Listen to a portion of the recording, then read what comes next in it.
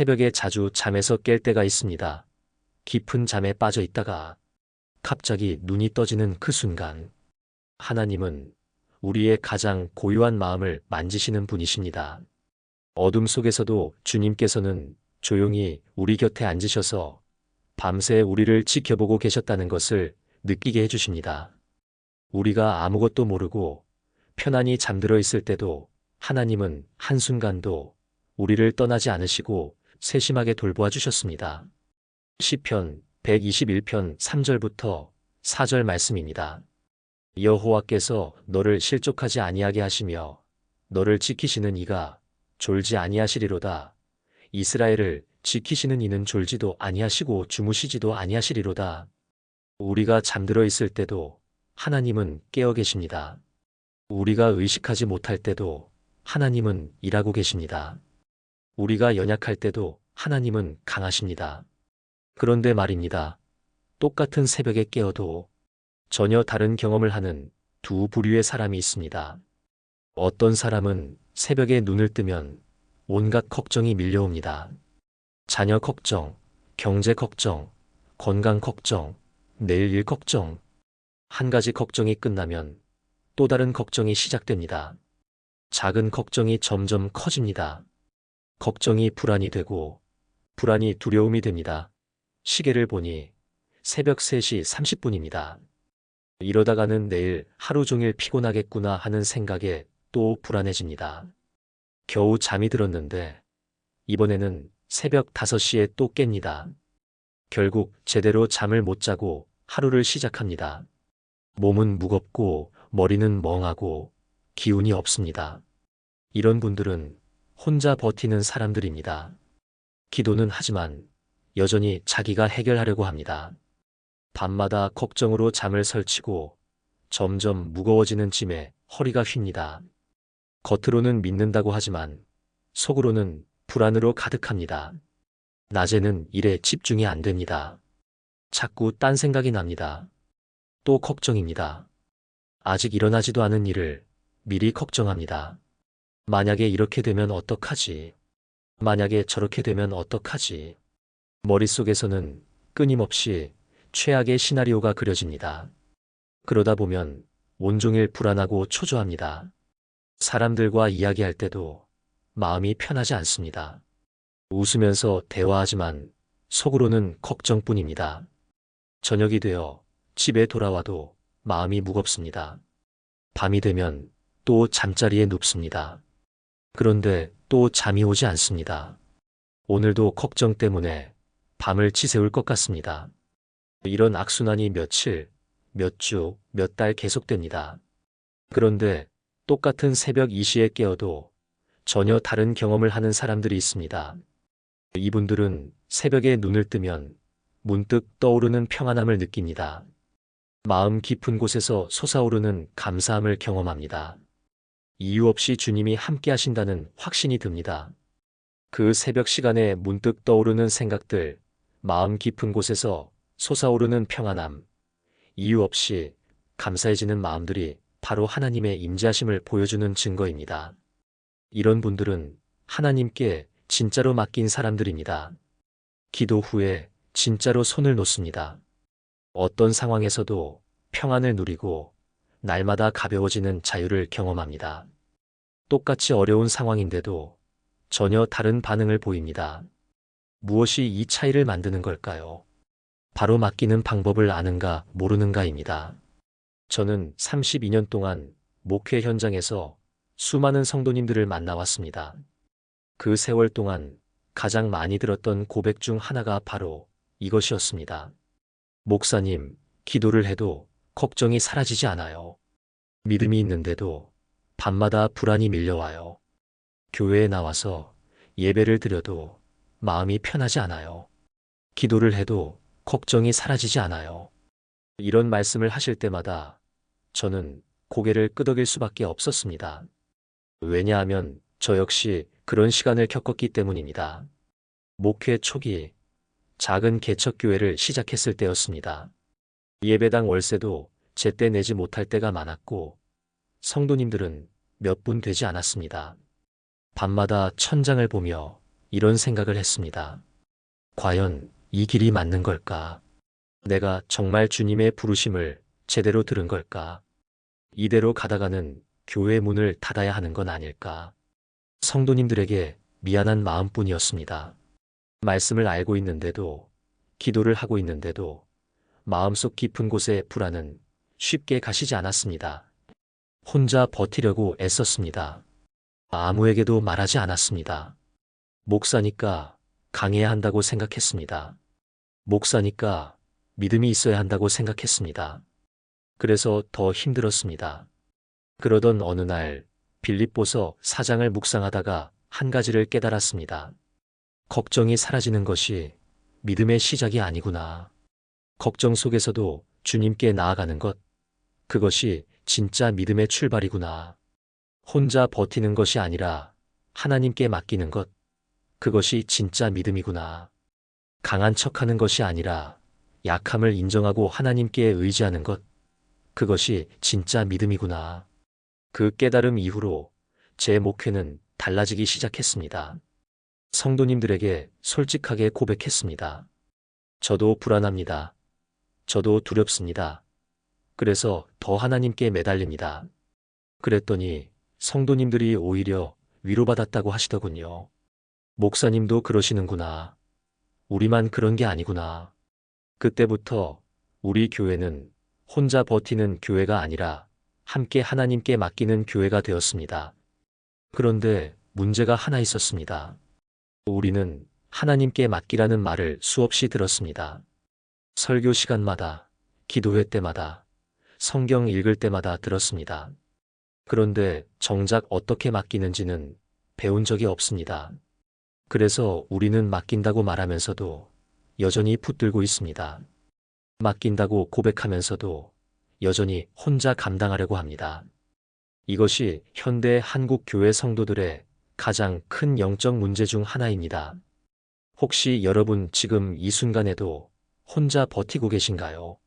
왜 우리는 하나님께 맡기라는 말씀을 수없이 들었는데도 여전히 혼자 짊어지려고 할까요? 혹시 맡기는 게 정확히 무엇인지 몰라서 그런 건 아닐까요? 혹시 맡겼다가 더 나빠질까봐 두려운 건 아닐까요? 혹시 하나님께 맡기면 내가 아무것도 안 해도 된다는 뜻인지 헷갈리시나요? 혹시 이미 맡겼다고 생각했는데 아무것도 안 바뀌어서 실망하신 건 아닌가요? 오늘은 그때 제가 깨달았던 혼자 버티지 않고 하나님께 맡겨서 주님이 주시는 평안을 누리게 되는 빌립보서 4장의 7가지 믿음의 기적을 여러분과 깊이 있게 나누려 합니다. 빌립보서 4장은 단순한 성경 구절이 아닙니다. 이것은 걱정에서 평안으로 가는 완벽한 로드맵입니다. 혼자 버티는 삶에서 하나님께 맡기는 삶으로 가는 영적 여정입니다. 불안에서 신뢰로, 두려움에서 담대함으로 가는 믿음의 성숙입니다. 7가지 단계로 우리를 완전한 평안으로 인도하는 하나님의 선물입니다. 사도 바울이 로마 감옥이라는 절망적인 현실 속에서 발견한 놀라운 비밀을 오늘 여러분과 나누려 합니다. 바울도 걱정이 있었습니다. 언제 죽을지 모르는 상황이었습니다. 자유도 없고 미래도 불확실하고 모든 것이 막막했습니다. 사슬에 묶여 있었고 좁은 감옥에 갇혀 있었고 내일 어떻게 될지 아무도 몰랐습니다. 그런데 바울은 혼자 버티지 않았습니다. 하나님께 진짜로 맡겼습니다. 그래서 그 감옥 안에서 기쁨과 평안을 노래할 수 있었습니다. 빌립보서 4장 4절입니다. 주 안에서 항상 기뻐하라. 내가 다시 말하노니 기뻐하라. 감옥에 갇혀 있는 사람이 기뻐하라고 합니다.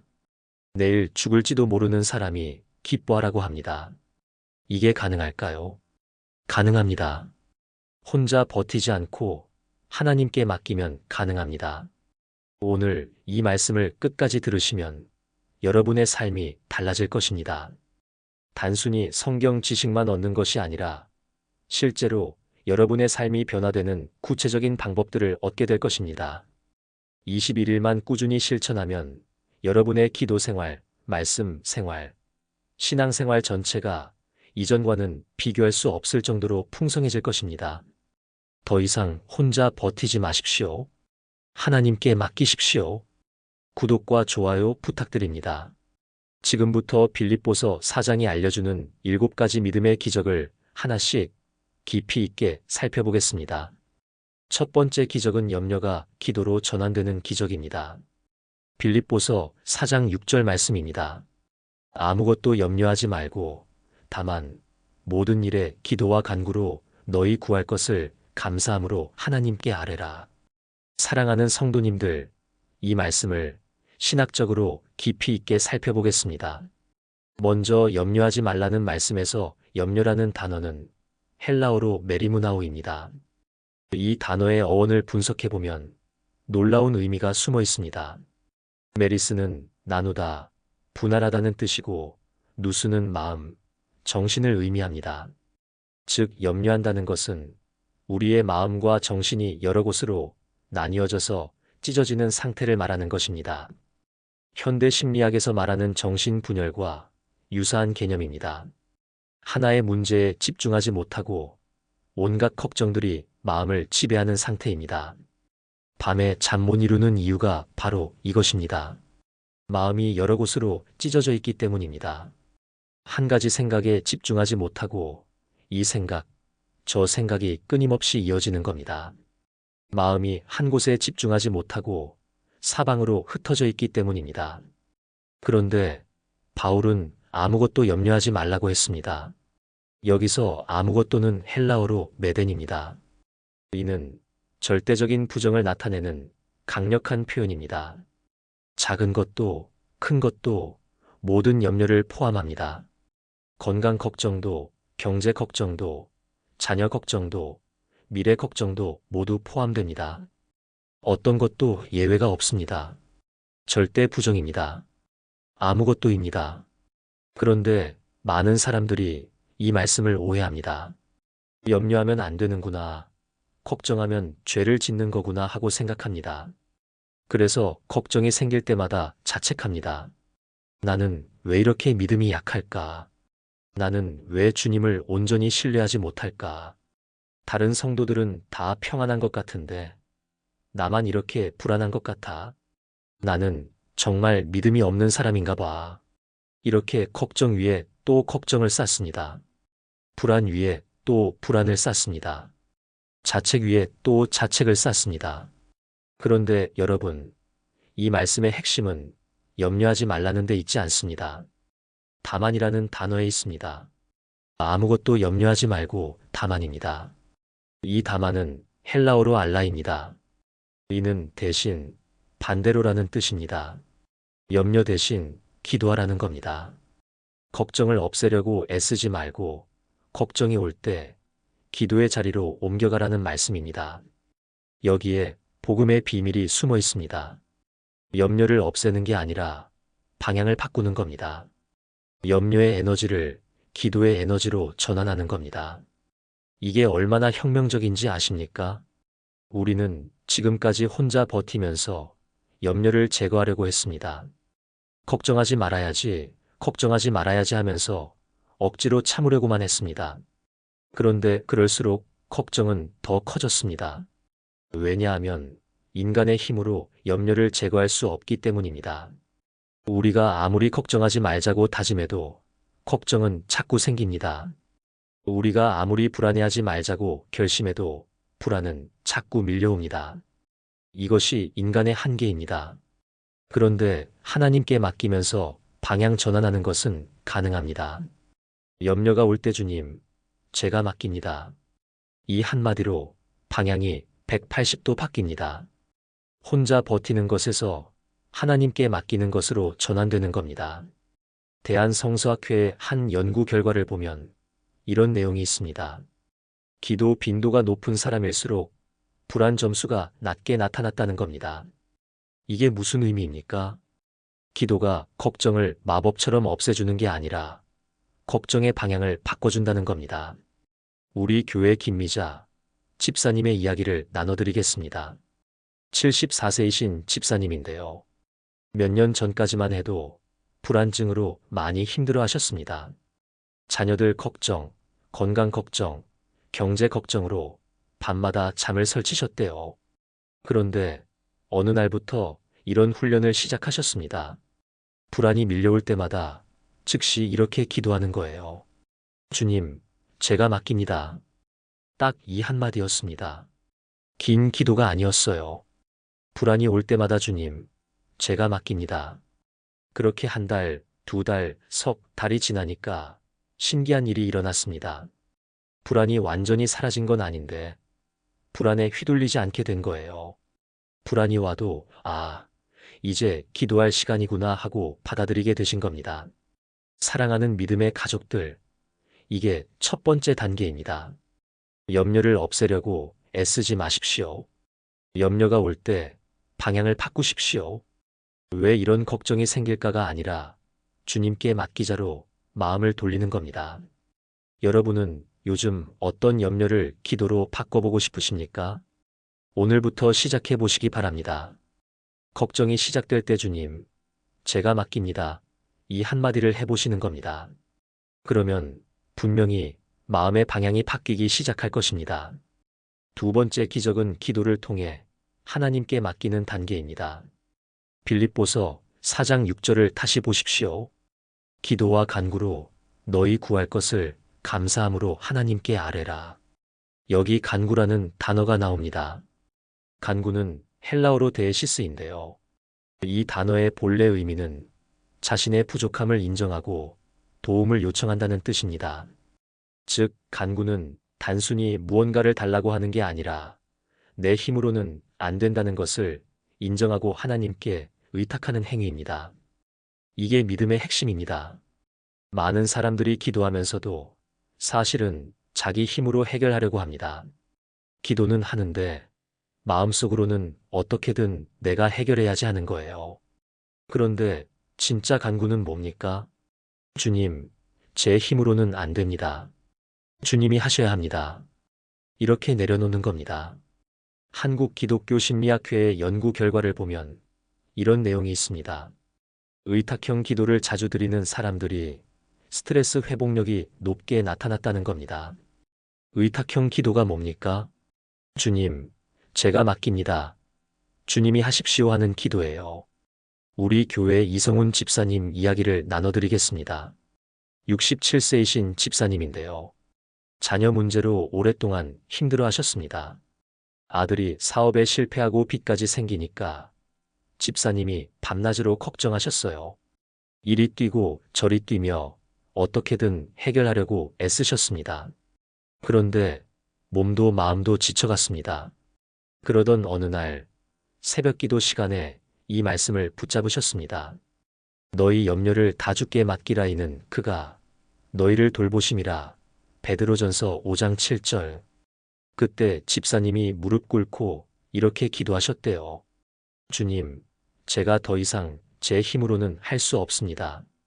이 아이를 주님께 맡깁니다. 주님이 책임져 주십시오. 그리고 정말로 내려놓으셨습니다. 아들에게 이것저것 간섭하던 것도 멈추시고 매일 아침 아들을 위해 기도만 하셨습니다. 신기하게도 몇 달 후부터 상황이 조금씩 풀리기 시작했습니다. 아들이 새로운 일을 시작하게 됐고 빚도 조금씩 갚아나가기 시작했습니다. 집사님은 이렇게 고백하셨습니다.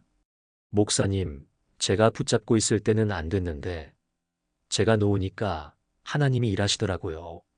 사랑하는 성도님들, 이게 두 번째 단계입니다. 기도로 하나님께 맡기는 겁니다. 진짜로 맡기는 겁니다. 기도하면서도 내가 뭔가 해야지 하는 게 아니라 주님 이제 당신이 하십시오 하고 내려놓는 겁니다. 실천 방법을 알려드리겠습니다. 기도문을 짧게라도 적어두십시오. 주님, 이 문제를 당신께 맡깁니다. 이제부터는 당신이 일하십시오. 이렇게 적어서 매일 아침 소리 내어 읽으십시오. 그리고 결과를 하나님께 맡기고 기다리십시오. 조급하게 판단하지 마십시오. 맡김은 기다림 속에서 자랍니다. 여러분은 하나님께 온전히 맡긴 경험이 있으십니까? 오늘 그 경험을 다시 한번 해보시기 바랍니다. 세 번째 기적은 감사로 마음의 방향이 바뀌는 단계입니다. 빌립보서 4장 6절을 다시 한번 보십시오. 기도와 간구로 너희 구할 것을 감사함으로 하나님께 아뢰라. 여기서 중요한 단어가 나옵니다. 감사함으로입니다. 많은 사람들이 이 부분을 놓칩니다. 기도는 하는데 감사는 안 하는 거예요. 그런데 바울은 왜 감사를 강조했을까요? 감사가 믿음의 표현이기 때문입니다. 아직 응답받지 않았는데 감사한다는 것은 하나님이 반드시 응답하실 것을 믿는다는 뜻입니다. 감사는 믿음의 결과가 아니라 믿음의 시작입니다. 하버드 대학교 긍정심리학 연구팀의 연구 결과를 보면 흥미로운 내용이 있습니다. 감사 표현이 많은 사람일수록 불안 수준이 25% 낮게 나타났다는 겁니다. 감사가 단순히 기분을 좋게 하는 게 아니라 실제로 불안을 낮춰준다는 거예요. 왜 그럴까요? 감사는 관점을 바꿔주기 때문입니다. 문제를 보던 눈이 은혜를 보는 눈으로 바뀌는 겁니다. 우리 교회 윤순자 권사님 이야기를 나눠드리겠습니다. 71세이신 권사님인데요. 몇 년 전 남편분이 중병에 걸리셨습니다. 병원비도 많이 들고 간병도 힘들고 앞날도 막막했습니다.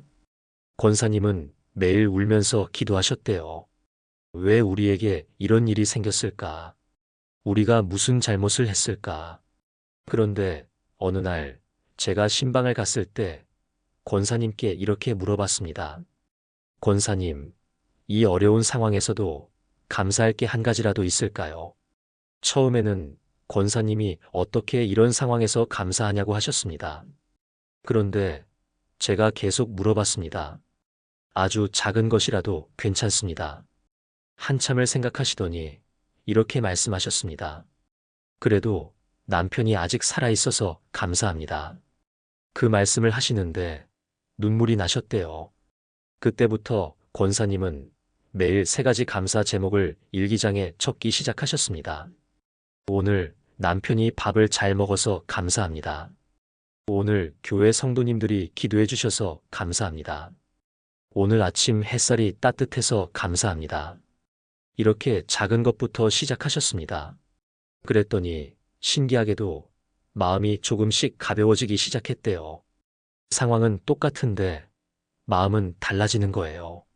몇 달이 지나고 남편분의 상태도 조금씩 좋아지기 시작했습니다. 권사님은 이렇게 고백하셨습니다. 목사님, 감사가 기적을 만드는 게 아니라 감사가 기적을 보게 하는 눈을 만들어주더라고요. 사랑하는 믿음의 가족들, 이게 3번째 단계입니다. 감사로 마음의 방향을 바꾸는 겁니다. 감사는 억지로 하는 게 아닙니다. 작은 것부터 시작하는 겁니다. 오늘 하루 중에 감사할 한 가지를 찾아보십시오. 아주 작은 것이라도 괜찮습니다. 실천 방법을 알려드리겠습니다. 하루에 한 번, 이 상황에서도 감사할 한 가지를 찾아보십시오. 노트에 적어도 좋고 소리내어 말해도 좋습니다. 주의할 점이 있습니다.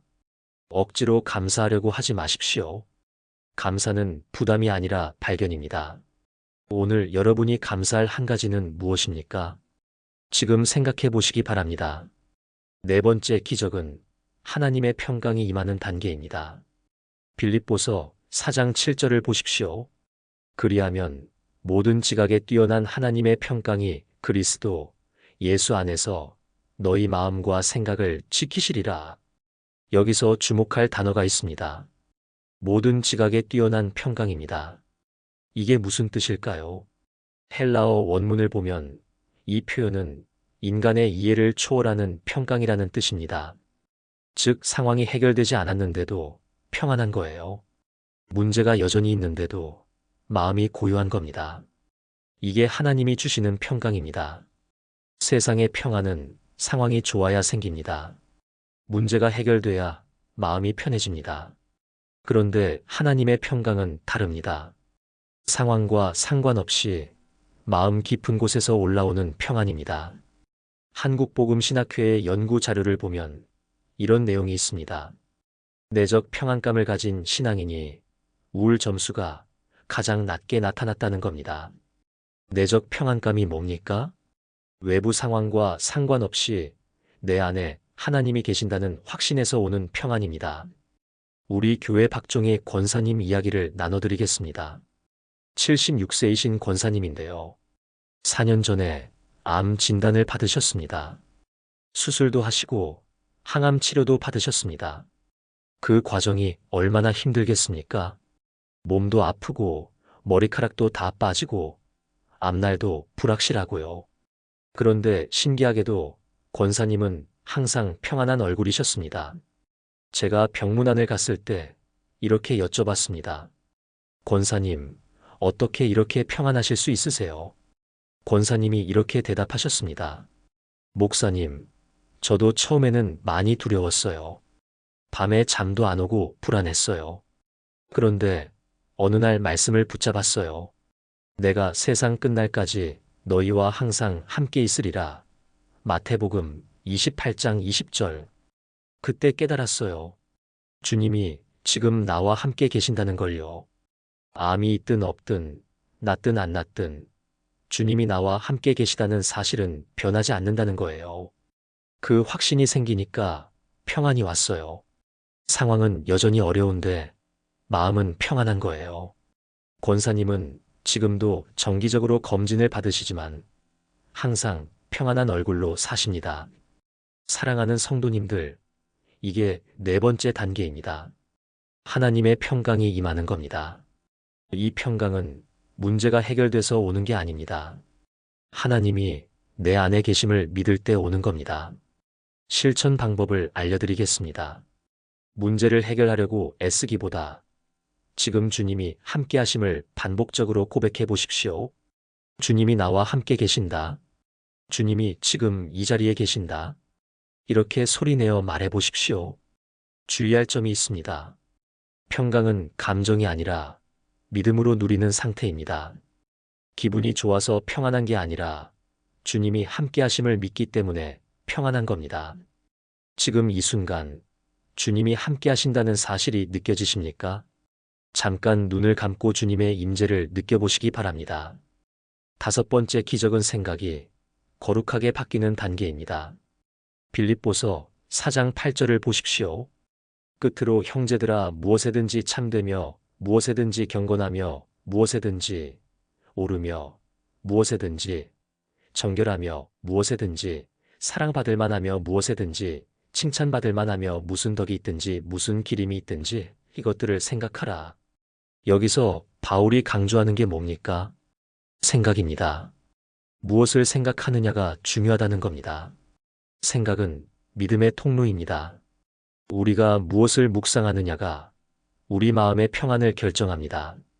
부정적인 것을 생각하면 마음이 어두워지고 긍정적인 것을 생각하면 마음이 밝아집니다.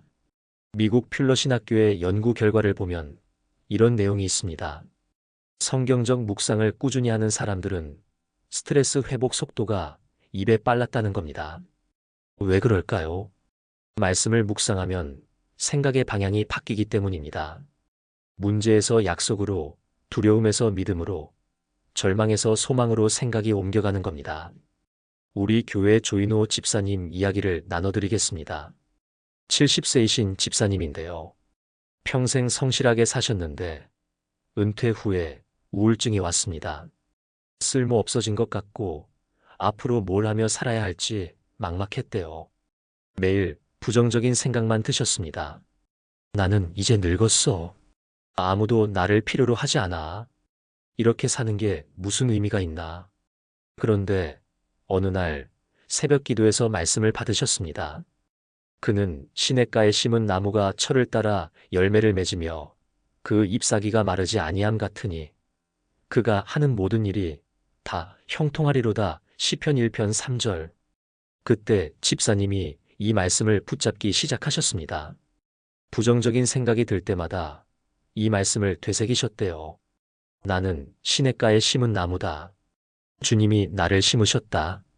나는 철을 따라 열매를 맺을 것이다. 처음에는 말씀이 잘 안 믿어졌대요. 그런데 매일 반복해서 고백하니까 조금씩 생각이 바뀌기 시작했습니다. 나는 쓸모없는 사람이 아니구나. 주님이 나를 이 자리에 심으셨구나. 아직도 내가 할 일이 있구나. 그때부터 집사님은 교회에서 봉사를 시작하셨습니다. 주차 봉사, 구역 신방, 새가족 관리까지 하십니다. 얼굴이 완전히 달라지셨어요. 집사님이 이렇게 고백하셨습니다. 목사님, 생각이 바뀌니까 인생이 바뀌더라고요. 사랑하는 성도님들, 이게 5번째 단계입니다. 생각을 거룩하게 바꾸는 겁니다. 부정적인 생각이 들 때 말씀으로 그 생각을 바꾸는 겁니다. 실천 방법을 알려드리겠습니다. 하루 한 구절씩 평안의 말씀을 암송해 보십시오. 시편 23편 1절도 좋고 요한복음 14장 27절도 좋습니다. 부정적인 생각이 들 때마다 그 말씀을 소리내어 읽으십시오. 주의할 점이 있습니다. 뉴스나 부정적인 이야기보다 말씀을 먼저 마음에 담으십시오. 아침에 일어나서 제일 먼저 하는 일이 뉴스 보기가 아니라 말씀 읽기가 되어야 합니다. 오늘 여러분 마음을 지킬 한 구절은 무엇입니까? 지금 한 구절을 정해보시기 바랍니다. 6번째 기적은 어떤 형편에서도 만족함을 배우는 기적입니다. 빌립보서 4장 11절부터 13절 말씀을 함께 보겠습니다. 내가 궁핍함으로 말하는 것이 아니니라 어떠한 형편에든지 나는 자족하기를 배웠노니 나는 비천에 처할 줄도 알고 풍부에 처할 줄도 알아 모든 일 곧 배부름과 배고픔과 풍부와 궁핍에도 처할 줄 아는 일체의 비결을 배웠노라. 내게 능력 주시는 자 안에서 내가 모든 것을 할 수 있느니라. 여러분, 이 말씀에서 가장 핵심적인 단어는 바로 자족입니다. 자족이라는 말은 외부의 조건이나 환경에 의존하지 않고 자기 안에서 완전한 만족을 찾는 것을 의미합니다. 그런데 여기서 중요한 것은 바울이 말하는 자족은 단순한 인간적인 만족감이나 체념이 아니라는 점입니다. 13절에서 내게 능력 주시는 자 안에서라고 명시하고 있듯이 그리스도의 능력으로 모든 상황에서 만족하는 영적인 자족을 말하는 것입니다. 고대 헬라 철학에서 스토아 학파들도 아우타르케이아를 중요한 덕목으로 여겼습니다. 하지만 그들의 자족은 감정을 억누르고 운명에 체념하는 소극적인 자족이었습니다.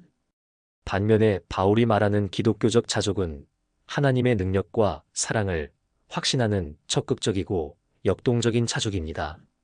바울이 자족의 비결을 어떻게 배웠는지 자세히 살펴보겠습니다.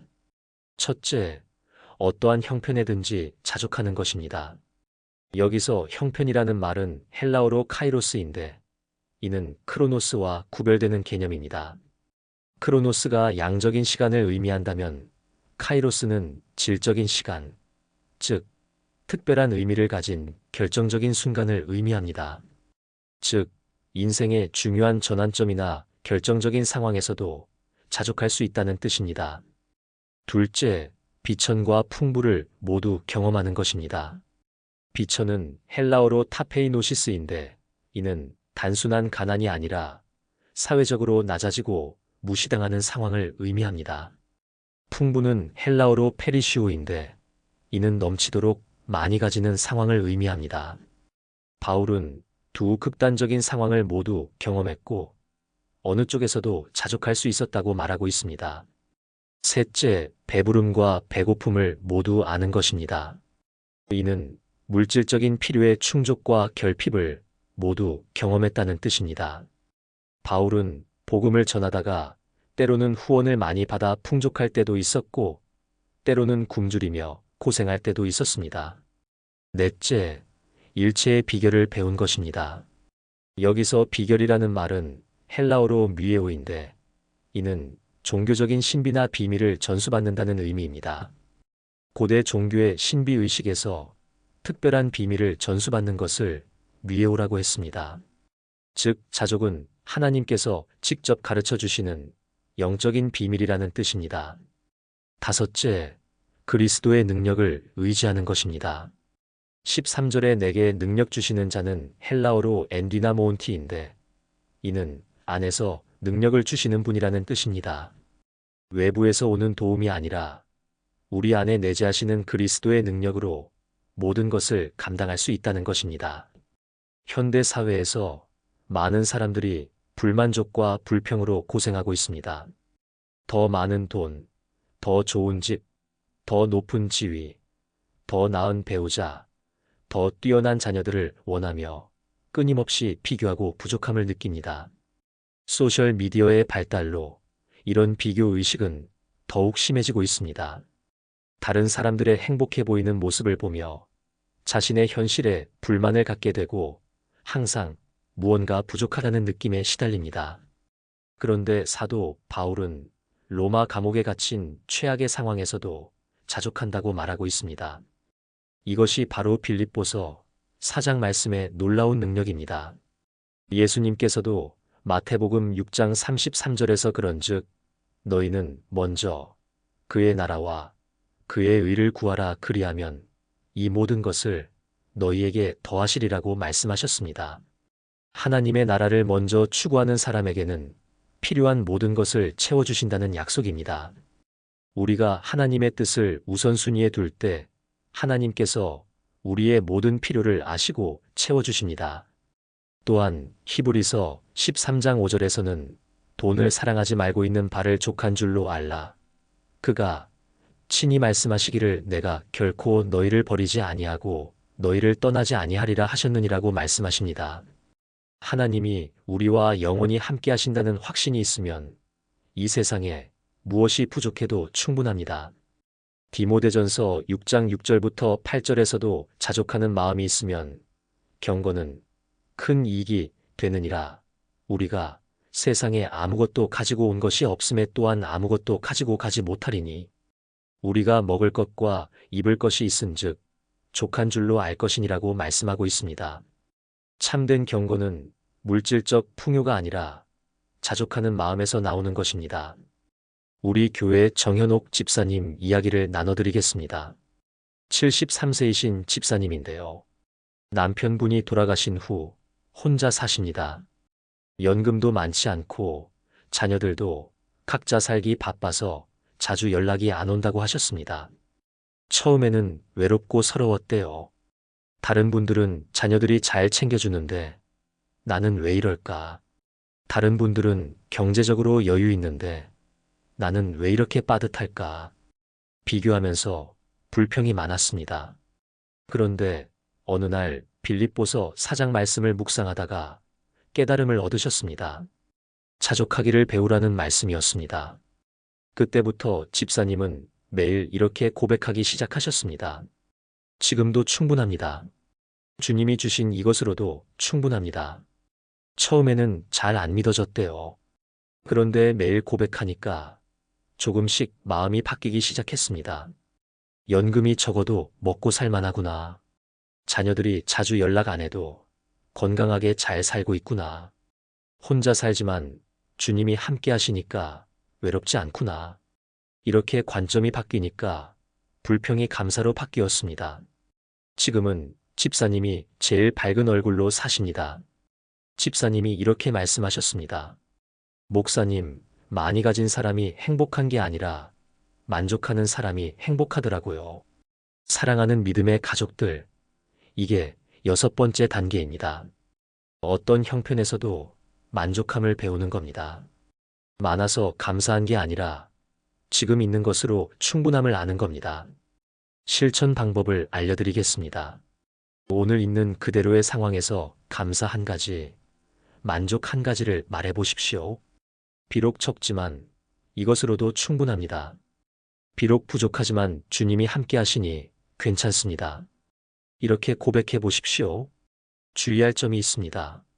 남과 비교하지 마십시오. 자족은 비교의 반대입니다. 남이 가진 것을 보지 말고 내게 있는 것을 보십시오. 지금 여러분 삶에서 충분합니다라고 말할 수 있는 부분은 무엇입니까? 생각해 보시기 바랍니다. 7번째 기적은 능력 주시는 주 안에서 담대히 사는 단계입니다. 빌립보서 4장 13절을 보십시오. 내게 능력 주시는 자 안에서 내가 모든 것을 할 수 있느니라. 이 말씀이 얼마나 유명합니까? 많은 분들이 이 말씀을 좋아하십니다. 그런데 이 말씀을 오해하는 경우가 많습니다. 내가 원하는 모든 것을 할 수 있다고 생각하는 거예요. 그런데 이 말씀의 정확한 의미는 뭡니까? 내게 능력 주시는 자 안에서입니다. 주님 안에서라는 말입니다. 주님이 함께 하시면, 주님이 능력을 주시면 내가 모든 것을 할 수 있다는 겁니다. 이 능력은 내 능력이 아니라 주님의 능력입니다. 이 능력은 내가 원하는 것을 이루는 힘이 아니라 주님이 원하시는 것을 감당하는 힘입니다. 이 능력은 환경을 바꾸는 힘이 아니라 환경 속에서도 믿음을 지키는 힘입니다. 한국의 한 신앙 연구 자료를 보면 이런 내용이 있습니다. 신앙적 자기 효능감이 높은 노년층일수록 우울 점수가 30% 낮게 나타났다는 겁니다. 신앙적 자기 효능감이 뭡니까? 주님이 나와 함께 하시니까 나는 할 수 있다는 믿음입니다. 우리 교회 한명수 집사님 이야기를 나눠드리겠습니다. 75세이신 집사님인데요. 몇 년 전부터 건강이 많이 안 좋아지셨습니다. 무릎도 아프고 허리도 아프고 여기저기 안 아픈 데가 없으셨습니다. 병원에 가니까 의사 선생님이 이제 나이가 있으시니까 무리하지 마시고 집에서 쉬세요 하셨대요. 집사님은 그 말을 듣고 많이 낙심하셨습니다. 이제 나는 아무것도 못하는구나. 이제 나는 쓸모없는 사람이 됐구나. 그런데 어느 날 이 말씀을 붙잡으셨습니다. 내게 능력 주시는 자 안에서 내가 모든 것을 할 수 있느니라. 그때 깨달으셨대요. 내 힘으로는 못하지만 주님의 능력으로는 할 수 있구나. 그때부터 집사님은 매일 아침 이렇게 고백하기 시작하셨습니다. 나는 주 안에서 할 수 있다. 오늘도 주님이 나에게 능력을 주실 것이다. 그리고 할 수 있는 것부터 하나씩 하셨습니다. 산책도 하시고, 교회 봉사도 하시고, 이웃 신방도 다니십니다. 물론 예전만큼은 못하십니다. 그런데 할 수 있는 만큼 하십니다. 집사님이 이렇게 말씀하셨습니다. 목사님, 내 능력으로는 못해도 주님의 능력으로는 할 수 있더라고요. 중요한 건 많이 하는 게 아니라 주님과 함께 하는 거더라고요. 사랑하는 성도님들, 이게 7번째 단계입니다. 능력 주시는 주 안에서 담대히 사는 겁니다. 내 능력이 아니라 주님의 능력으로 사는 겁니다. 실천 방법을 알려드리겠습니다. 하루를 시작할 때 나는 주 안에서 할 수 있다를 소리내어 선포해 보십시오. 오늘 해야 할 일 앞에서 주님이 나와 함께 하시니까 나는 할 수 있다고 고백하십시오. 주의할 점이 있습니다. 자신의 능력이 아니라 주님의 능력에 집중하십시오. 내가 할 수 있다가 아니라 주님이 나를 통해 하실 수 있다입니다. 여러분은 오늘 어떤 일을 주 안에서 할 수 있다고 고백하시겠습니까? 생각해 보시기 바랍니다. 이렇게 7단계를 거치면 걱정은 서서히 평안으로, 불안은 신뢰로 바뀌어 갑니다. 이제 마지막으로 오늘 내용을 정리하며 삶에서 바로 실천할 수 있는 방법을 나눠보겠습니다. 사랑하는 성도님들, 평안은 한 번 얻고 끝나는 것이 아닙니다. 평안은 매일 훈련으로 유지됩니다. 그래서 오늘 나눈 우리 삶에 기적을 가져올 수 있는 7단계를 실천할 수 있는 구체적인 방법 5가지를 알려드리겠습니다. 첫째로 아침마다 감사 한 가지를 기록하십시오. 노트를 하나 준비하셔서 매일 아침 일어나면 감사 제목 한 가지를 적으십시오. 오늘 아침 눈을 뜰 수 있어서 감사합니다. 오늘도 숨 쉴 수 있어서 감사합니다. 이렇게 작은 것부터 시작하십시오. 한 달만 하셔도 마음이 달라지는 걸 느끼실 겁니다. 둘째로 염려가 올 때 즉시 짧게 기도하십시오. 긴 기도가 아니어도 괜찮습니다. 주님, 제가 맡깁니다. 딱 이 한마디면 됩니다. 걱정이 시작될 때 즉시 이 기도를 하십시오. 그러면 걱정의 방향이 기도로 바뀝니다. 셋째로 하루 한 번 나는 주 안에서 충분하다를 선포하십시오. 거울을 보면서 자신에게 말하십시오. 나는 주 안에서 충분하다. 나는 주님이 사랑하시는 자녀다. 이렇게 자신에게 선포하십시오. 넷째로 잠들기 전 말씀 한 구절을 묵상하십시오. 잠자리에 들기 전에 성경을 펴십시오. 한 구절만 읽으십시오. 그리고 그 말씀을 마음에 새기며 주무십시오. 그러면 밤에 불안이 와도 말씀이 여러분을 지켜줄 것입니다. 다섯째로 염려 대신 나눔과 격려로 하루를 마무리하십시오. 하루를 끝낼 때 누군가에게 전화하십시오. 격려의 말 한마디를 하십시오. 감사 인사를 하십시오. 남을 격려하면 내 마음도 격려받습니다. 주의할 점이 있습니다. 이 5가지를 완벽하게 하려고 하지 마십시오. 한 가지만 해도 괜찮습니다. 꾸준히 하는 것이 핵심입니다. 하루 빠졌다고 포기하지 마시고 다시 시작하십시오. 여러분은 내일부터 어떤 훈련을 먼저 시작해보고 싶으십니까? 한 가지를 정해보시기 바랍니다. 사랑하는 믿음의 가족들, 오늘 우리는 빌립보서 4장을 따라 걱정에서 평안으로 옮겨가는 기적을 가져오는 믿음의 7단계를 살펴봤습니다. 첫째, 염려의 자리에서 기도의 자리로 옮기는 것. 둘째, 기도를 통해 하나님께 맡기는 것. 셋째, 감사로 마음의 방향을 바꾸는 것. 넷째, 하나님의 평강이 임하는 것. 다섯째, 생각이 거룩하게 바뀌는 것. 여섯째, 어떤 형편에서도 만족함을 배우는 것. 일곱째, 능력 주시는 주 안에서 담대히 사는 것. 이 7단계를 기억하십시오. 염려는 사라지는 것이 아니라 믿음의 길을 여는 첫 신호였습니다. 기도로 방향을 바꾸고 감사로 마음을 세우고 평강으로 생각을 지키면 주님이 주시는 평안은 어느새 우리의 일상이 됩니다. 많은 사람들이 잘못된 상식을 가지고 있습니다. 믿음이 있으면 걱정이 없어야 한다는 생각입니다. 그런데 올바른 믿음은 뭡니까? 걱정이 와도 주님께 옮겨가는 용기입니다. 걱정이 시작될 때 주님, 제가 맡깁니다 하고 방향을 바꾸는 것입니다. 오늘 당장 할 수 있는 단 하나의 행동이 있습니다. 바로 걱정이 올 때 기도로 방향을 바꾸는 것입니다. 오늘부터 시작하십시오. 염려가 올 때마다 주님, 제가 맡깁니다 하고 기도하십시오. 그러면 여러분의 삶이 분명히 달라질 것입니다. 다음 영상에서는 감사 훈련으로 마음의 근력을 키우는 방법을 더 구체적으로 나눠드리겠습니다. 오늘 말씀이 공감되셨다면 댓글로 아멘 한 줄만 남겨주십시오. 여러분의 아멘 한마디가 다른 분들에게도 큰 격려가 됩니다. 그리고 구독과 좋아요 버튼을 눌러주시면 더 많은 분들에게 이 은혜가 전해질 것입니다. 사랑하는 성도님들, 주님의 평강이 여러분의 마음과 생각을 지키시기를 축복합니다. 어떤 상황 가운데서도 주님이 주시는 평안을 누리시기를 바랍니다. 오늘 하루도 주님과 함께 담대히 걸어가시기를 축복합니다. 주님의 이름으로 축복합니다. 아멘.